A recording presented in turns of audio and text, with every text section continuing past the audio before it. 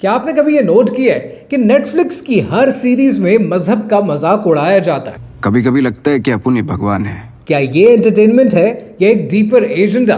कहानी क्या है, आइए समझते हैं। क्रिटिक्स कहते हैं कि नेटफ्लिक्स की तकरीबन हर सीरीज के अंदर मजहब को ओप्रेसिव और हाइपोक्रिटिकल दिखाया जाता है, जिससे व्यूअर के अंदर डाउट को क्रिएट किया जाता है और व्यूअर ईमान की स्टेज से निकल के एक सेल्फ फोकस्ड कंज्यूमर की स्टेज पे चला जाता है। और ये एंटरटेनमेंट नहीं, ये एक एलीट प्रोपेगेंडा है। सेक्रेड गेम्स ने ब्लास्फेमस कंटेंट दिखाया, मसाया ने पैगंबरों पर सवाल उठा दिए, बात फतवे तक चली गई। सूटेबल बॉय की वजह से हिंदू मुस्लिम फसाद हो गया और अन्नापूर्णी की सीरीज को ब्राह्मण्स ने बैन करके बंद करा दिया। पर क्या आपको ये पता है कि नेटफ्लिक्स के को फाउंडर और फर्स्ट सीईओ मार्क रैंडोल्फ ये किसकी नस्ल से हैं? ये एडवर्ड बर्नेज की नस्ल से हैं। एडवर्ड बर्नेज वो इंसान है जिसे फादर ऑफ पीआर कहते हैं। ये वो इंसान है जिसने दुनिया को लव्स प्रोपेगेंडा सिखाया था। दुनिया की आलमी ताकतें और बड़े मुल्कों ने जब जंगें करानी होती थी, दुनिया को कंज्यूमरिज्म पे लगाना होता था या दुनिया के थिंकिंग पैटर्न्स बदलने होते थे, वो एडवर्ड बर्नेज को बुलाते थे। और एडवर्ड बर्नेज वो इंसान है कि आज अगर आप दुनिया की कैंपेन्स उठाकर देख ले, औरतों को टॉर्चेस ऑफ फ्रीडम के नाम पर सिगरेट पे लगाने वाला एडवर्ड बर्नेज है। दुनिया में फेक न्यूज को प्रमोट करने वाला